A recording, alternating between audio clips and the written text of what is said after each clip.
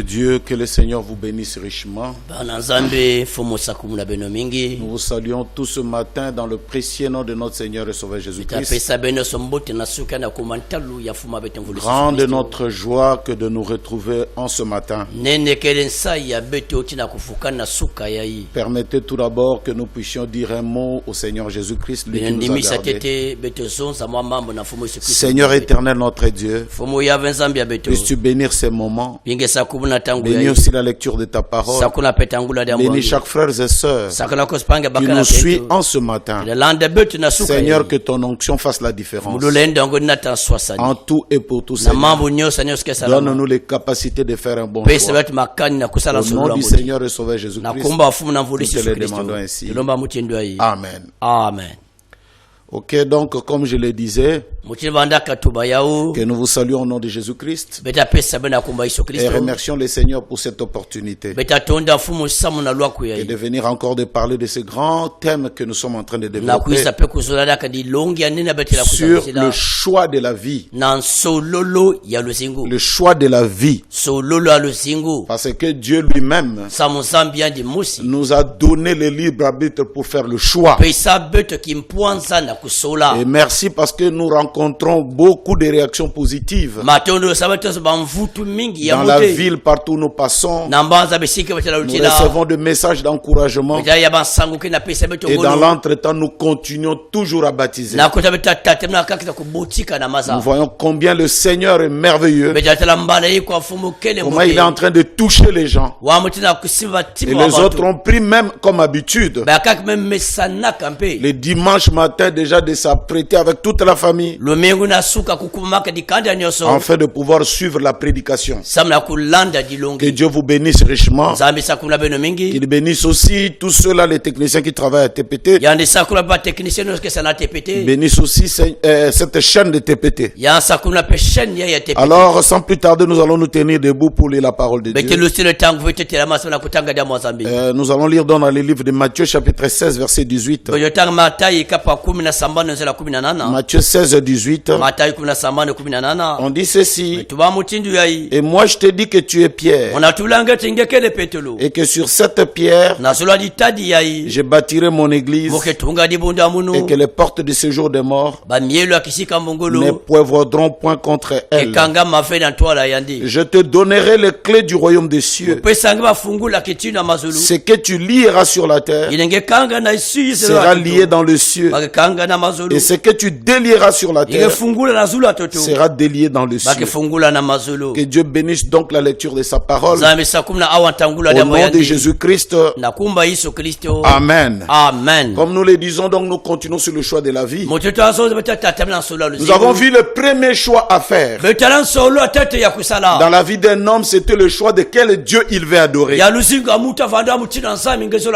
Et pour nous autres, nous avions dit comme Josué, moi et ma maison, nous avons choisi de servir le Dieu d'Élie. Le Dieu qui répond par le feu. Le Dieu qui bénit par le feu. Ça c'est notre choix. Mais le tien c'est lequel? Parce que tu es libre de faire le choix. Mais n'oublie pas que votre choix détermine votre destinée éternelle. Nous allons rapidement entrer dans le deuxième choix. Le choix, le deuxième, le plus important, c'est le choix de l'église dans laquelle vous devez appartenir. Premier choix, c'est le choix de quel Dieu tu veux adorer. Et ce Dieu-là est adoré dans un cadre. Dans un cadre qu'on appelle l'église. Donc, quel genre d'église tu veux appartenir? Parce que l'église est un bateau. L'église est un bateau qui te conduira à ta destinée éternelle. Donc c'est pour cela que nous allons vous montrer par la grâce de Dieu comment est-ce que nous pourrions arriver à comprendre le choix de l'église dans laquelle nous voulons adorer. Et de là aussi nous allons mélanger directement le choix de la femme. Parce que l'église, c'est aussi une femme. L'église est appelée l'épouse du Seigneur. Et vous allez comprendre pourquoi cette chose est la même. La femme et l'église. Toutes les deux sont appelées épouses. Alors, selon le prophète William Branham, il disait ceci, que l'église du Seigneur, l'église sur laquelle ou dans laquelle nous devons appartenir, déterminera aussi notre destinée. Déterminera aussi notre destinée.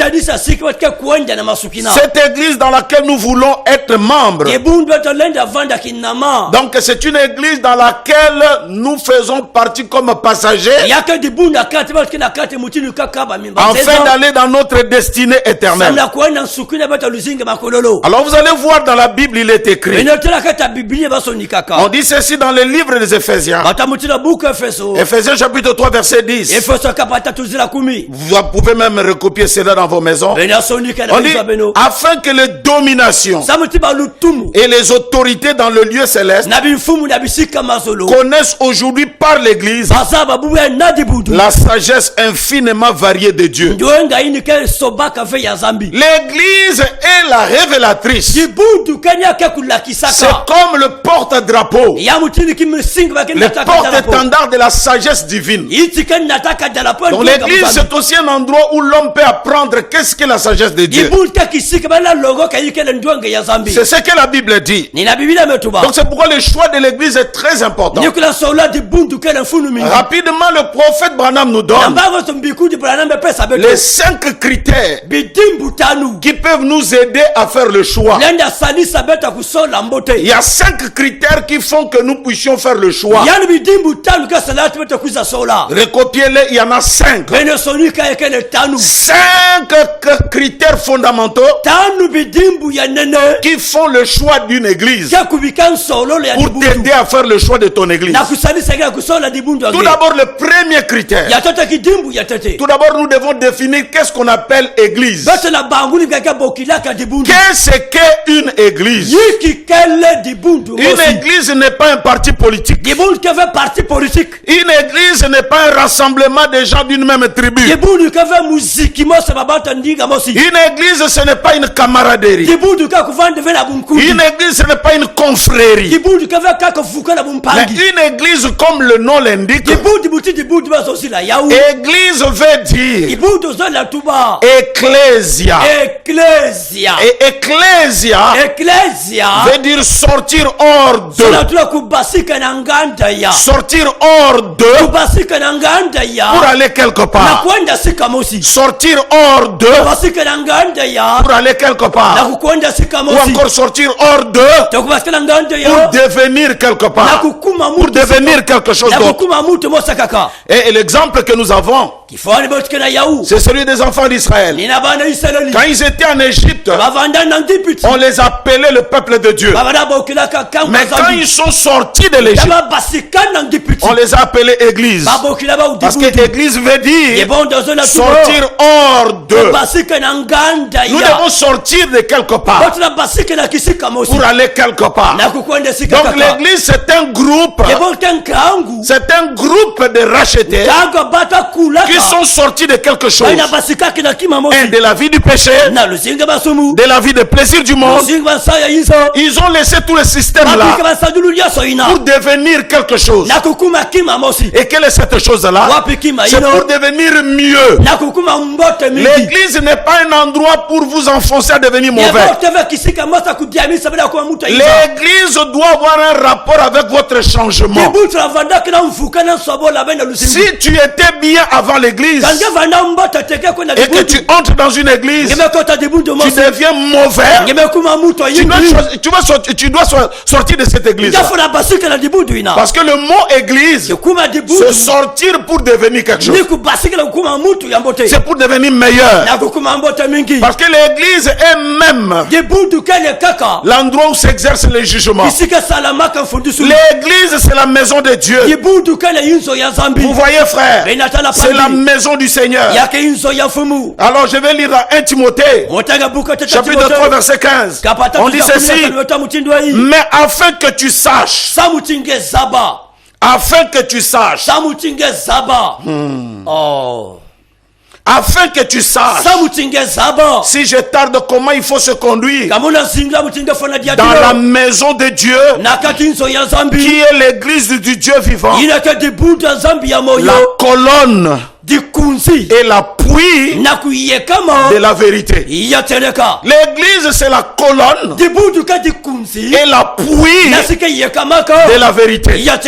Donc Paul recommande à Timothée de savoir comment se comporter dans l'église, comment il doit se conduire dans la maison de Dieu, parce que cette maison de Dieu, c'est la colonne et l'appui de la vérité. Si on doit trouver la vérité, c'est dans l'église du Dieu vivant. Si on doit trouver des gens qui parlent correct, c'est dans l'église du Dieu vivant. Parce que c'est ça même la colonne. Donc, si on doit chercher des gens honnêtes, très bien, on doit faire recours à l'église du Dieu vivant. C'est comme ça que même dans l'ancien temps, quand Joseph est venu interpréter le songe du roi, le roi n'est pas allé loin. Il dit: c'est toi qui apportes la chose, c'est toi qui vas prendre la place du premier ministre. Vous voyez, parce qu'on ne peut trouver des bonnes choses qu'en Dieu. Et c'est dans l'église qu'on doit trouver. Mais si dans l'église on commence à trouver des menteurs, des adultères, des soulards, n'importe quoi, alors là, le 6 est devenu 9. Et le 4 est devenu une chaise. Vous voyez, l'église, c'est la colonne et l'appui de la vérité. Sortir hors d'eux pour aller quelque part. Et il faut te poser la question: depuis que tu es dans cette église, est-ce que tu as senti un changement? Est-ce qu'il y a quelque chose qui a changé dans ta vie? Parce que l'église, c'est quelque chose de très important. L'église est un bateau. Et dont le commandant est Jésus-Christ lui-même. Il est le commandant de ce vieux bateau de Sion. Il nous conduira à bon port. L'église, c'est un bateau. Vous voyez, il y a d'autres églises. Quand tu es à l'intérieur, ça ne crée que des problèmes. Parce que toi, tu vois des choses que les autres ne voient pas. Tu peux voir comment les chefs spirituels se comportent. Alors qu'est-ce que tu fais? Tu commences à parler. La Bible ne dit pas ça. La Bible, frère, la bonne manière. En réalité, tu es un Jonas dans les bateaux d'autrui. Si tu veux que les choses marchent, sors du bateau, alors la tempête va se calmer. Sors, cherche-toi, trouve-toi une autre église. Ne reste pas là, parce que quand tu es là, tu vas faire plus du mal que du bien. Critiquer, ce n'est pas une bonne chose. Tu vas commencer à te tuer toi-même. Tous les matins, tu es là à te plaindre, en train de critiquer, en train de parler. Sortez du milieu d'eux. Vous voyez, premier point, qu'est-ce que l'église? Ecclésia avait dit sortir hors d'eux, le groupe de rachetés, des gens qui sont purs. Deux, qui l'a fondé? Nous devons connaître le fondateur. On ne doit pas entrer seulement comme ça. Il faut savoir le chef de cette église, c'est qui? Parce que quand vous entrez dans une église, vous acceptez l'autorité de quelqu'un. Qui est le chef de votre église? En réalité, je vais lire dans le livre des Éphésiens. Éphésiens chapitre 1 verset 20 jusqu'à verset 23. Je lis ceci. On dit Il a déployé en Christ en le ressuscitant de mort et en le faisant asseoir à sa droite dans le lieu céleste, au-dessus de toute domination, de toute autorité, de toute dignité et de tout nom qui peut se nommer, non seulement dans le siècle présent, mais encore dans le siècle à venir. Il a mis sous ses pieds. Ça y est dans le fichier, si vous pouvez nous projeter le verset. Il a mis sous ses pieds. Il a donné pour chef suprême à l'église, qui est son corps, la plénitude de celui qui remplit tout en tout. Qui est le chef de cette église? Selon Paul, la vraie église a comme chef suprême Jésus-Christ. Même nous, quand vous voyez les photos que nous faisons, ce n'est pas Frère Branham qui est notre chef. Le chef de notre église, c'est le Seigneur Jésus-Christ. Et William Branham, c'est son envoyé. C'est pourquoi vous allez voir depuis que nous avons commencé à prêcher, nous ne parlons que de Jésus qui travaille au travers de son envoyé. Vous voyez, parce que Paul a dit, n'ayez pas honte de moi, n'ayez pas honte du témoignage de Jésus et de moi son envoyé. Et c'est lui le fondateur, parce qu'il est arrivé un jour de discussion, les disciples le suivaient, ils posent la question, qu'est-ce que les pharisiens disent de moi? Ils racontent quoi? Ils disent quoi? On dit, les uns disent que tu es Élie, les autres disent que tu es ceci. Mais vous, que dites-vous que je suis? La Bible dit, Pierre a dit, tu es le Christ, le Fils du Dieu vivant. Sur ce, Jésus répond, c'est sur cette révélation, c'est sur cette pierre, parce que Pierre veut dire la révélation, Pierre veut dire la confession.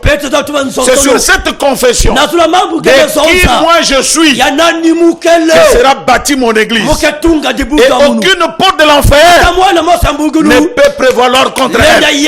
Si Jésus a dit aucune porte, jusqu'aujourd'hui ce matin, on doit retrouver la même église. C'est cette église où était Pierre. C'est cette église où était Paul.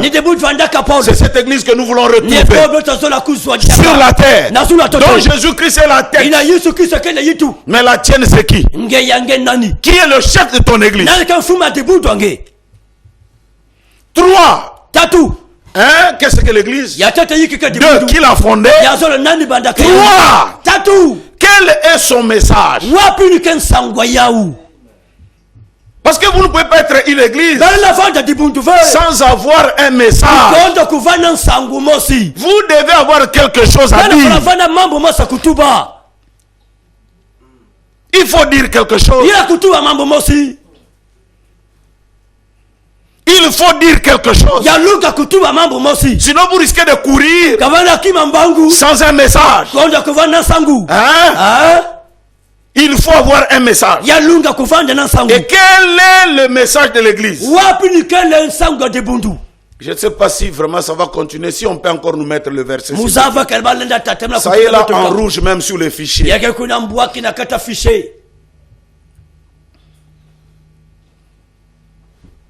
Non, mettez-moi maintenant donc Luc. Chapitre 24, verset 45. Vous ne savez pas ce verset-là que vous faites, jeunes gens, comment ça fait du bien aux gens. C'est à cause de tous ces versets-là que les gens viennent même prendre le baptême. Parce que les gens ne savent pas que nous qui croyons le message de Branham, nous ne prêchons que la Bible. Voilà, donc nous allons aller là-bas. Alors il leur ouvrit l'esprit, afin qu'ils comprissent les Écritures. 46 et il leur dit, ainsi il est écrit que le Christ souffrirait, qu'il ressusciterait des morts le troisième jour, et que la repentance et le pardon des péchés serait prêché en son nom à toutes les nations, à commencer par Jérusalem. Voilà le premier message de cette église. La repentance et la rémission des péchés. Frère, le jour où vous allez me voir venir ici à la télé, commencer à injurier les autres serviteurs de Dieu, comme c'est le cas nous voyons, il faut que ceci, il faut que cela, là s'il y a quelque chose qui ne va pas. Beaucoup de gens me disent mais comment il faut répondre, je ne répondrai pas, parce que ce n'est pas ça mon message, de se battre à la télé, de parler mal de ceci, ce n'est pas ça mon message.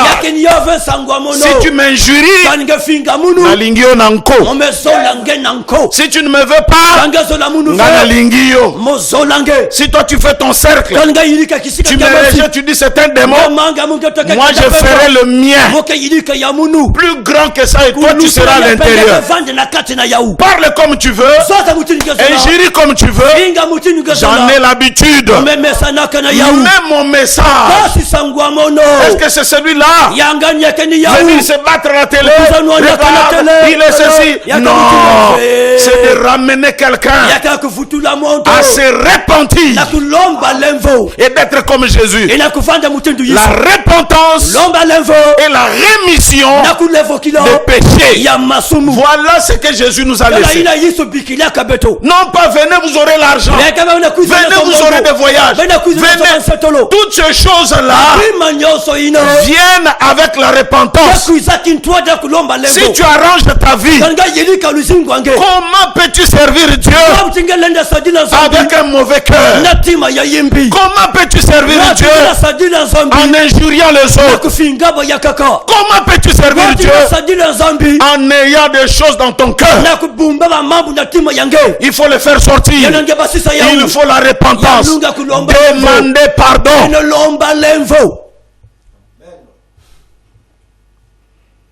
C'est ça, la repentance et la rémission des péchés qui sera prêchée dans toutes les nations. Nous avons des gens qui viennent à l'église qui ne sont pas morts. Ils sont vivants. Ils ne savent même pas le premier pas dans le christianisme.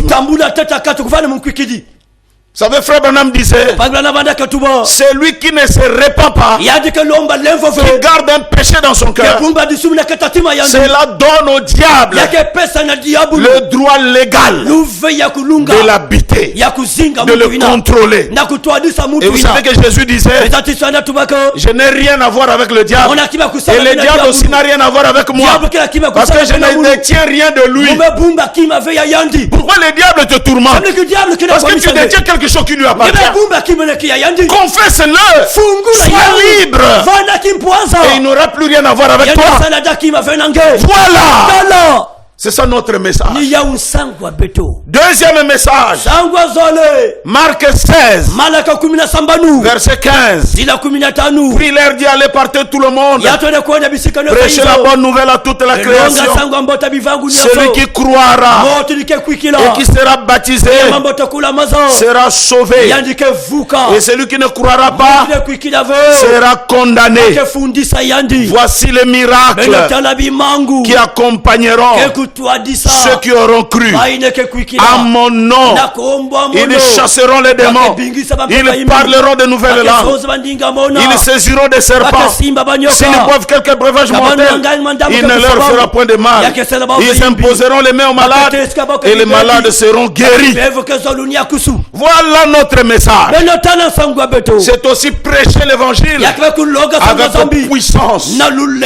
Oh mon Dieu, je veux juste qu'on nous mettre un peu quelques témoignages de ce que Dieu est en train de faire. Voyez un frère qui avait une tuberculose sévère. Où même la science était troublée. Mais juste par l'imposition des mains, ce frère est complètement guéri. Totalement guéri. Est-ce qu'on peut nous montrer juste ce témoignage? J'ai souffert de la tuberculose, le foie, le rougeole tabernacle. J'ai souffert de la tuberculose, je vomissais le sang. J'étais à l'hôpital, j'ai fait 9 jours à l'hôpital. Je vomissais que le sang. J'ai buvais 14 comprimés plus une piqûre chaque 5 heures. Et je suis sorti de l'hôpital, je suis allé voir le pasteur. Il a prié pour moi et je suis reparti faire les résultats. Tout a été négatif. La tuberculose a fui, a disparu. Donc là, je ne prends plus aucun piqûre ni médicament. Je suis guéri à la grâce de Dieu. Dieu soit loué, que le Dieu de Branham soit loué, que le Dieu de mon pasteur, les fournisseurs soit loué et le rougeole tabernacle soit loué. Voilà. C'est aussi ça notre message. Priez pour les malades. Même quand la médecine vous chasse. Mais quelque chose s'opère. Deuxième témoignage s'il vous plaît. Marc 16. Je suis votre frère du Tambala Matoire. Un jour, je ne me sentais pas tellement bien. J'avais un problème de la tension. Si je ne prends pas de médicaments, je ne peux pas marcher. Et un jour, j'ai suivi passer à l'internet. Il a prêché sur les pensées de Christ. Quand je l'ai suivi, il a expliqué sur comment tu peux expérimenter le troisième poule. Quand j'ai vécu cela, j'ai dit Seigneur, face à mon passage de prêche, je dois aussi vivre cela. C'est pour mon bien. Et le lendemain, j'ai dit Seigneur, je ne peux plus prendre ce médicament parce que je ne pouvais pas accepter. Au commencement, ce n'était pas ainsi. Et quand j'ai avalé cette prédication que le pasteur avait prêché, jusqu'aujourd'hui, votre frère Magloire, je me suis bien portant, je marche, je ne prends pas les médicaments. Mon Dieu a fait grâce, vraiment, vraiment ça me faisait très mal. Il faut avoir de l'argent pour acheter des médicaments. Mais aujourd'hui, jusqu'aujourd'hui, je vous dis, je me sens vraiment très bon. Et vraiment, que Dieu vous bénisse. Gloire à Dieu. Ce frère ici qui ne pouvait même pas se mettre debout tout le temps malade. Nous avons prié par la grâce de Dieu. Il a suivi juste par l'internet. Et il était guéri complètement. Aujourd'hui il va très bien par la grâce de Dieu. Et le Seigneur fait plus que ça. Voyez, notre message, c'est aussi les œuvres qu'il fait. Nous le ferons aussi. Voyez, de la repentance à la prédication de la puissance de Dieu. Alléluia. Amen. Nous avons aussi un autre message. Hébreux 13:8. Jésus-Christ le même. Hier, aujourd'hui et pour toujours. Ce qu'il était hier, il doit l'être aujourd'hui. Ce qu'il est aujourd'hui, il doit être éternellement. Il n'a jamais changé. Pour ceux-là qui aiment le message, ils verront que Jésus-Christ le même du temps d'Abraham hier, Dieu dans la chair humaine, se présentant devant Abraham. Aujourd'hui, Dieu dans la chair humaine, se présentant devant les Juifs et éternellement, selon Luc 17:30, le même Seigneur Jésus-Christ utilisant la chair des mortels. Voilà notre message. Gloire à Dieu. Jean 14:12. Les œuvres que je fais, vous les ferez aussi. Beaucoup de gens croient que nous, dans le message de Branham, nous n'expérimentons pas la puissance de Dieu. Chez nous, il y a des parlers en langue. Chez nous, il y a des prophéties. Chez nous, il y a la guérison. Chez nous, il y a tout ça là. Mais nous ne venons pas à la télé pour faire des publicités. Voyez, parce que notre message numéro 1, c'est la repentance et la rémission des péchés. C'est ce que la Bible dit. Cherchez premièrement le royaume des cieux et toutes choses vous seront données par Dieu. C'est comme ça que les gens sont surpris. Oh, mais le pasteur, il faut que tu étais où depuis tout ce temps? Voyez, ce n'est pas dans les matalana, ce n'est pas dans les matu-vus, ce n'est pas ça l'esprit de Dieu. Alors, quatrième critère, Comment devenir membre de cette église? Pour les autres, il faut trouver une tenue. Quand tu portes la tenue, membre. Pour les autres, il faut une carte. Pour les autres, il faut ceci. Pour les uns, pour les autres, trouble, on ne sait pas. Comment être membre de cette église? Oh. Amen. Comment être membre? Jean 3, 4. Jésus lui-même explique comment il faut être membre. Jésus répondit. Nicodème lui dit, comment un homme peut-il naître quand il est vieux? Peut-il rentrer dans le sein de sa mère et naître? Écoutez, pour être membre de cette église, on ne devient pas, mais on y est né. C'est une nouvelle famille. C'est bon, on parle de la nouvelle naissance. Comment tu es membre de la famille de Chitembo? Comment tu étais devenu membre là-bas? Est-ce que seulement dans la rue? Tu es venu, tu dis bon, j'ai un papier, je m'appelle Chitembo. Non, tu es né. C'est ta naissance dans cette famille qui fait de toi membre. Pareil aussi pour le corps de Jésus-Christ. Tu ne peux pas devenir membre en te greffant comme ça, en faisant le hasard. Tu dois naître de nouveau par le Saint-Esprit. Changer de vie, mourir par la vieille vie pour prendre une nouvelle vie. C'est par la nouvelle naissance. Un docteur de la loi comme Nicodème, on lui a dit il n'y a pas d'autre voie. D'ailleurs Jésus dit tu dois. Ça veut dire c'est obligatoire de naître de nouveau par le Saint-Esprit. Beaucoup de gens sont même dans des églises, ils ne savent pas ce qu'on appelle le Saint-Esprit. Regarde comment il y a la naissance. Notre première naissance, il y a l'enfant qui sort. Avant que l'enfant ne sorte, il y a l'eau qui sort, le sang qui sort, et puis la masse de chair sort. On donne un gifle, l'esprit entre. On dit maintenant c'est un enfant nouveau-né. En esprit aussi, il y a l'eau qui est la parole, le sang qui sanctifie. Et dès que tu es là un paquet, je te secoue un peu, le Saint-Esprit entre. Tu deviens un fils. On ne s'incruste pas. Ce n'est pas les tenues. Tu vas porter les tenues et tu vas te retrouver en enfer. Beaucoup de gens ont même du plaisir à laver les tenues que de laver leur cœur. La carte de membre. Quand tu seras au ciel, on ne demandera pas la carte de membre. Dernier point, avant de développer autre chose. Est-ce qu'on peut aller au ciel sans être membre dans une église?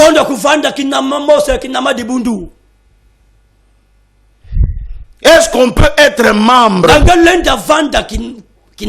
sans être, on peut ne pas être membre et aller au ciel? Écoutez frère, pour être membre, on t'appellera épouse. Si tu fais partie de cette église, on t'appellera épouse. Mais Jésus vient du ciel, non pas pour prendre les bâtiments, il vient pour chercher son épouse. Et si tu n'es pas son épouse, comment veux-tu aller au ciel? Donc tu es obligé d'être membre de cette église épouse pour aller au ciel.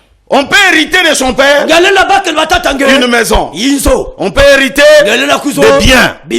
Mais la femme, la femme qui craint l'Éternel, la femme qui craint Dieu est un don de l'Éternel.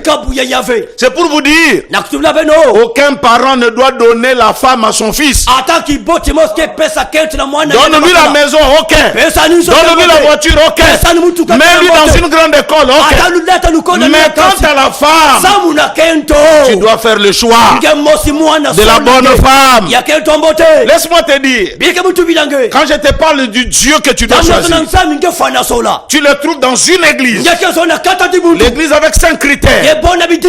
C'est-à-dire, qu'est-ce que l'église, qui l'a fondée, quel est son message, est-ce que nous devons, comment devenir membre, est-ce qu'on peut aller au ciel sans cette église? Tu es dans cette église. Tu trouveras aussi une fille qui est venue par la même démarche que toi. Il n'y a que Dieu qui rencontre Dieu. Amen. C'est là où je dis que tu ne peux pas trouver une bonne femme dans un bar. Oh, nous étions dans la cave. Dès que j'ai vu la petite là, mon cœur boum. Farceur. Depuis quand ton cœur avait fait boum? Ce choix-là, le choix de la femme, dans le diaglote grec, on dit eklégomai. Donc le choix de la vie. Donc le choix donc un choix pernicieux. Un choix avec beaucoup d'attention. Écoutez. Tu peux changer de Dieu. Si tu te rends compte que le Dieu que j'avais, ce n'est pas celui-là. Tu peux te repentir. Dis, Seigneur, je te choisis. Tu peux changer d'église. Quand tu vois que là, les 5 critères, il n'y en a pas. Mais quant à la femme, Dieu dit, je hais, j'ai en horreur les divorces. Dieu n'aime pas les divorces. Les mariages, c'est un choix à sens unique. Il n'y a pas, oh non, je vais faire demi-tour. Non. Tu peux faire le demi-tour pour un pasteur. Ah bon, celui-là. D'ailleurs, l'église est faite des entrées et des sorties. Même chez moi, c'est vrai que nous sommes nombreux, mais il y a des gens quand ils disent non, là il faut qu'il dérange. Je sors pour moi. Il est libre de partir. Et il y en a encore d'autres qui viennent aussi. Il y a tel qu'il prêche là, je dois aller dans son église. C'est son choix. Voyez? Mais la femme, eklégomai, un choix pernicieux. Il y a des gens qui disent, peut-être que si je me marie avec la femme de mon village, nous allons parler le même patois. On va s'entendre bien. Quand nous allons parler dans le patois, ça se va. Mais je suis pasteur. Je vois des gens qui parlent la même langue, mais ils ne s'entendent pas. On ne se comprend pas par la langue, mais plutôt par le langage. Le langage est différent de la langue. On peut parler français, mais on ne se comprend pas. Mais on peut être calme, on se regarde et on se comprend.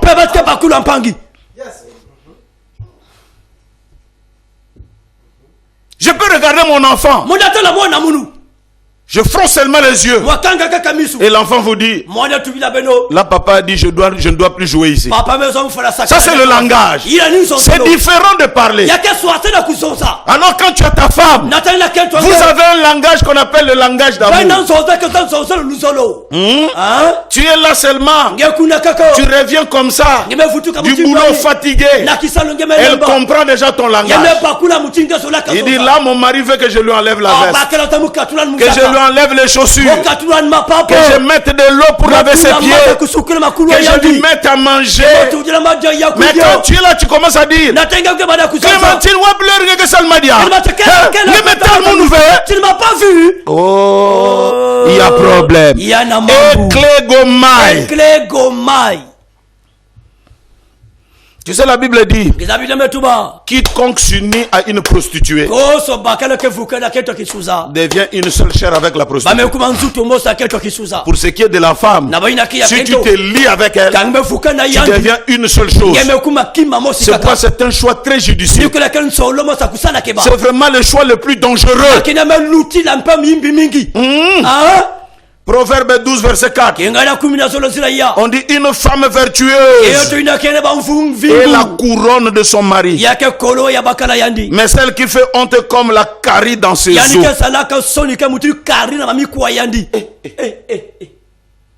Carie. Pas la carie dentaire. Mais la carie des os. Frère, il faut demander aux gens qui souffrent la carie dentaire. Comment ils souffrent. Mais Dieu dit, une femme querelleuse a problème.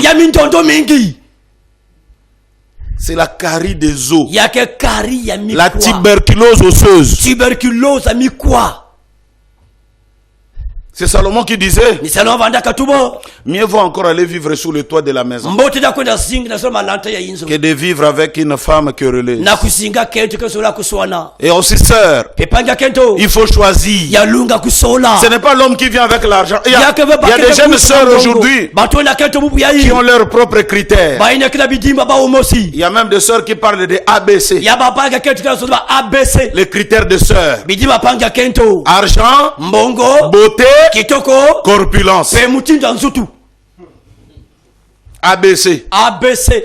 Frère, il y a un ABC. Mais il ne prie pas avec toi. Vous n'avez pas le même Dieu. Il n'est pas ecclésia. Vous allez bâtir quoi?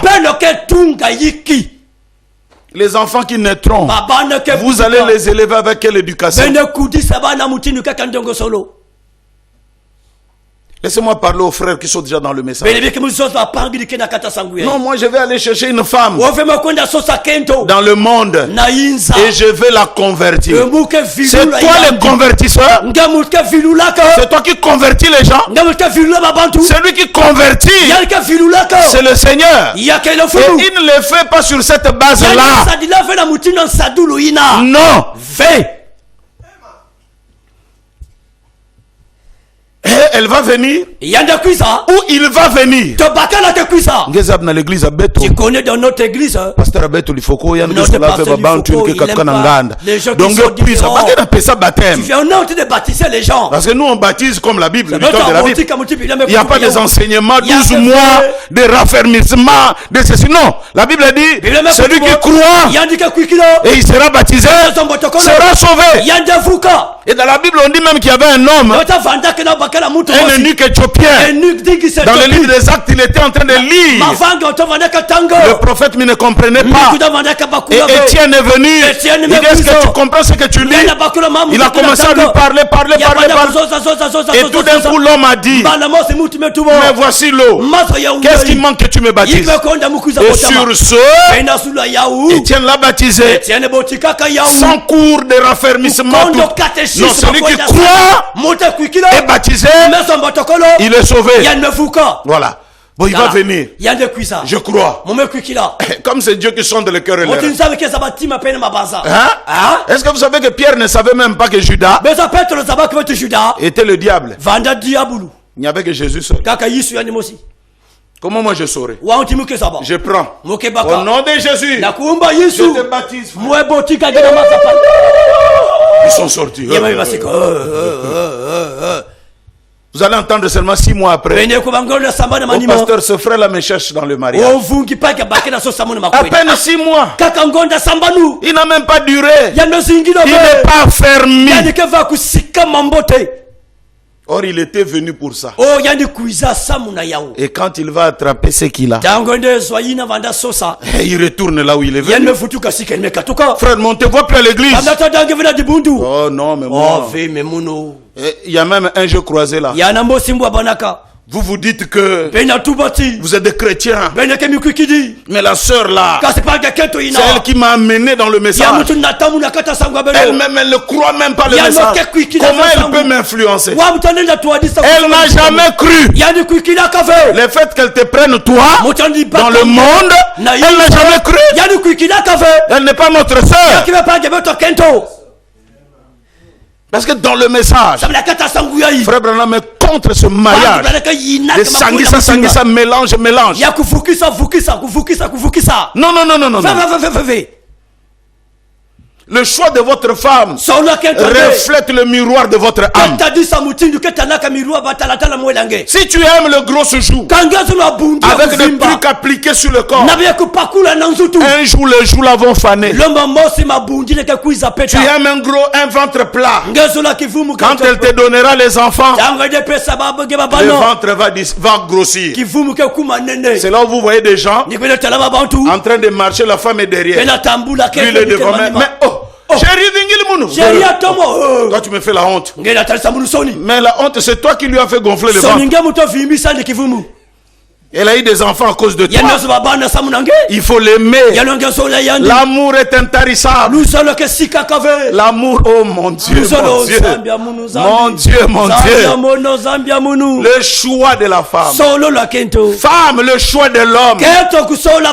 Ce n'est pas parce qu'on a dit que l'homme quittera son père, viendra vers la femme, et c'est comme ça que tu dis donc, ce n'est que le frère qui doit me choisir. Non! Toi aussi, sœur, tu as le droit de choisir, de dire oui ou de dire non. Il y a un frère qui était venu me voir. C'est pourquoi on dit que celui qui doit conduire l'église doit voir le Saint-Esprit. Il est venu. Pasteur, j'aime la sœur. Comment tu dis? Je dis comment, je dis quoi? Hein?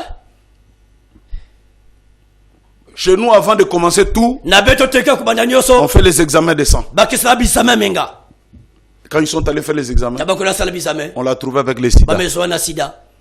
On m'a donné les examens. J'ai regardé, j'ai dit, oh là là. J'ai appelé la sœur à côté. J'ai dit, ma fille, si tu crois que je suis ton pasteur, n'entre pas là-bas. Il y a déjà quelque chose de faux. Il y a déjà la maladie. Je n'avais pas dit la maladie, j'ai dit il y a quelque chose de faux. La fille est partie. Mais un jour, moi-même au grand marché, je les ai croisés avec les frères. J'ai dit, mon Dieu. Parce qu'en tant que pasteur, je suis tenu aussi au secret. Parce que tu es pasteur, les gens se confient à toi. Tu dois garder leur vie. Tu es le bœuf d'attelage. Tu ne dois pas être le premier qui vient alors. Alors frère, je l'ai vu, j'ai dit, alors là, la vie est en danger. J'ai appelé la soeur, j'ai dit, le frère là, il a le sida. Alors pour faire le choix, rapidement, Frère Branham cite des critères pour trouver une femme, pour trouver un homme. Premier critère, prier. On ne cherche pas la femme avec les yeux ouverts. Si tu cherches avec les yeux ouverts, tu n'auras que ce que tu auras cherché. Mais si tu pries, Ève est venue en Éden quand Adam était dans un profond sommeil. Quand il dormait, dormir l'avait dit prier. L'épouse de Jésus est sortie à la croix quand il a crié Eli, Eli, lama sabachthani. Mon père, pourquoi mon Dieu, pourquoi m'as-tu abandonné? C'est là que l'eau et le sang sont sortis, les éléments avec lesquels on a fait l'épouse. Si toi aussi tu veux trouver une femme, priez. Et de deux, si tu as un pasteur, confie-toi à ce pasteur. Montre-lui tes intentions. Parce que le pasteur est le berger dans la bergerie. Et le berger connaît ses brebis. Il peut te dire, jeune homme, n'entre pas là-bas. Il y a des problèmes. Après, Tu fais aussi les enquêtes des parents. Tu vas marier les sorciers. Ils vont commencer à te bouffer les enfants.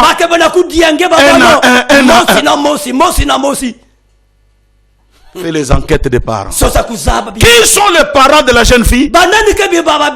Et qui sont les parents du jeune homme? Ils sont comment?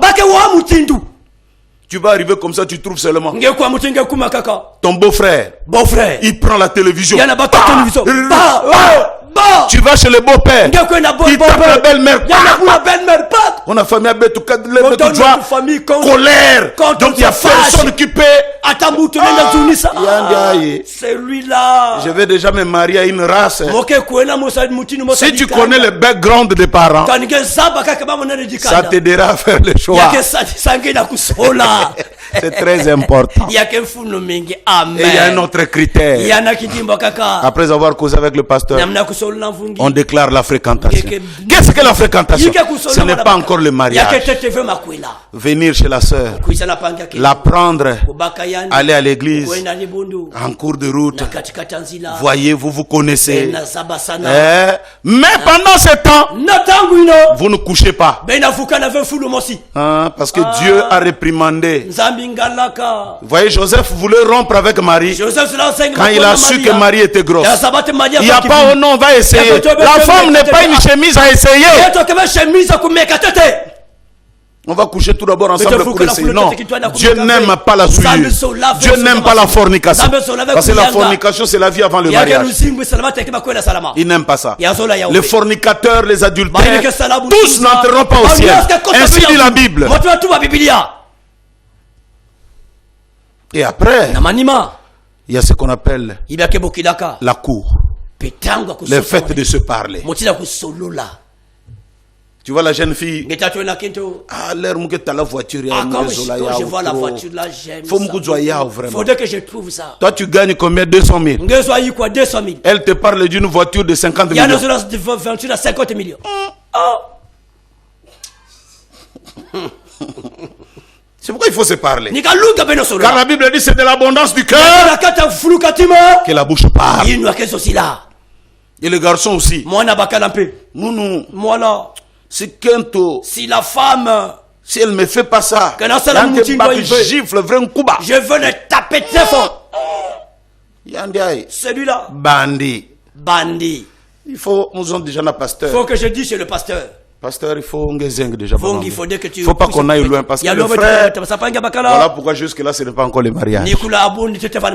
Amen. La cour vous parlez et puis viennent les décisions. À partir d'aujourd'hui, je trouve que c'est celle-là avec laquelle je vais partager la vie. Amen. Et tu vas partager la vie avec elle. Et de là vous allez dans le vœu. Mais avant le vœu, la jeune fille doit confesser sa vie à son mari pour comprendre les antécédents. Avant le vœu, tu connais moi là. J'ai enlevé déjà 10 grossesses. Je risque en entrant ici de ne pas voir un enfant. Il mène quoi? C'est fini, on n'est pas des ennemis. Shalom, que Dieu te bénisse. Trouve-toi un autre frère qui peut te pardonner. Ou encore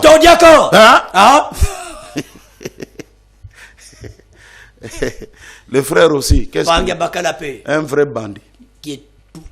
Tu connais aussi sa vie. Il faut connaître la vie. Et après cela, vous allez à la mairie. Parce que la mairie te donne le droit de porter le nom. Ce n'est pas le pasteur. Non, c'est l'État. C'est pourquoi nous, on ne peut pas bénir le mariage si les gens ne passent pas à la mairie. Et d'ailleurs, la loi dit, tout ministre de culte qui bénit un mariage sans que les gens passent par la mairie, il est poursuivable. Il peut payer de 50 à 500 000 d'amende. Toi, tu ne le savais pas, tu le faisais. Comme tu viens de le connaître ce matin, si tu le fais, ton péché demeure. Je parle à quelqu'un qui a pris la fille d'autrui sans payer la dot. Tu es un voleur. La Bible dit, du temps de Noé, les hommes prirent des femmes. Ils n'ont pas marié, mais ils prirent. Et toi aussi tu as pris. La fille te dit, mais quand est-ce que tu iras chez les parents? Soit toi. Et il y a même d'autres qui disent, nous avons déjà les enfants. Non. Marie, aimez vos femmes comme Christ a aimé l'église. Qu'est-ce que Christ a fait? Il a payé le prix. Il est mort à la croix. Il a donné son être. Et Christ ne regrette pas de t'avoir sauvé. Mais vous savez qu'il y a des hommes qui regrettent. Mes parents, ils m'ont demandé 10 millions. Tu es venu blaguer avec si un frère commence à dire des choses comme ça, il ne t'aime pas. Quand on aime, les yeux sont aveuglés. Quand on aime, même sa propre vie ne compte pas. Christ nous a aimés. Il est le premier modèle. Parce que la Bible nous dit Marie aimée comme Christ. C'est lui le mari. D'ailleurs c'est lui le mari. Laissez-moi terminer en disant que c'est lui le vrai mari. Que dit la Bible? L'homme quittera son père et sa mère, s'attachera à sa femme. C'est ça la Bible. Tu quittes ton père et ta mère, tu t'attaches avec qui? Ta femme. Et vous devenez une seule. Ça veut dire quoi? En d'autres termes, tu quittes chez les parents, tu viens chez la femme. À partir d'aujourd'hui, chérie, je suis à toi.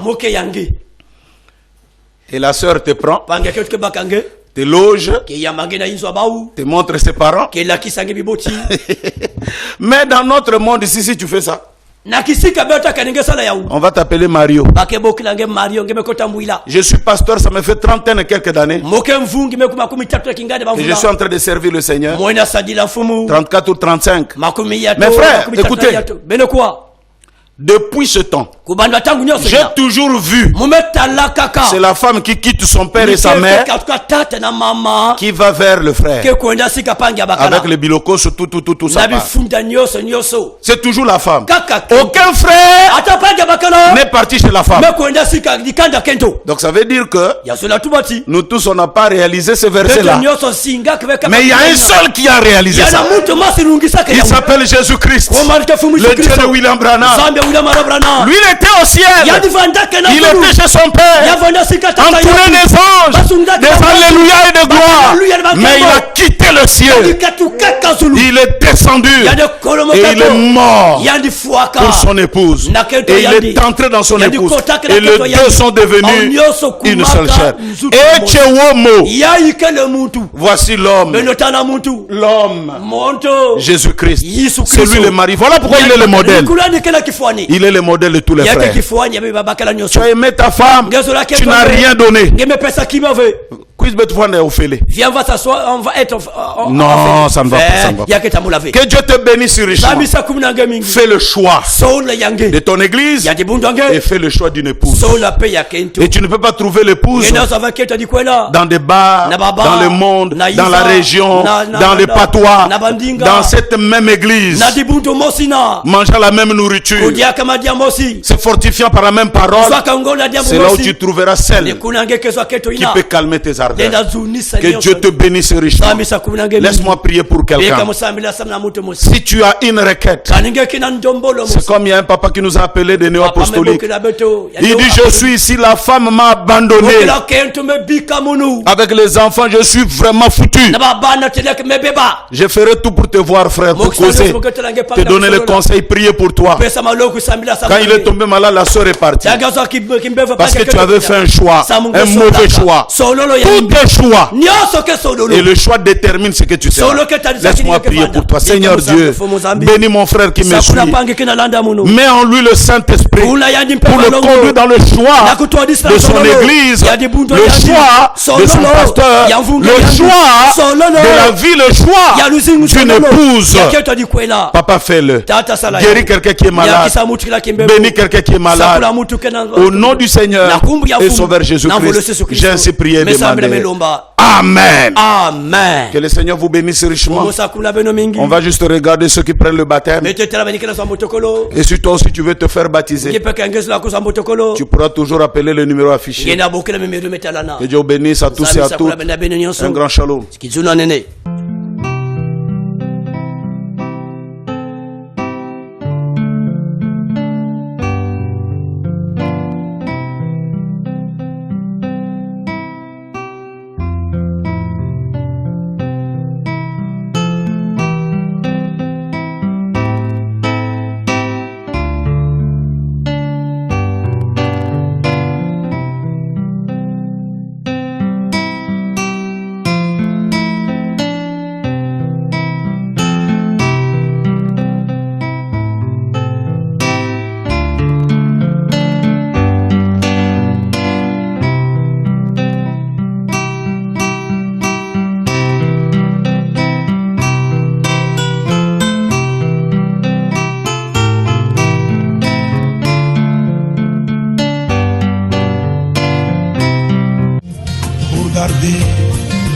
Tout ce qui t'appartient.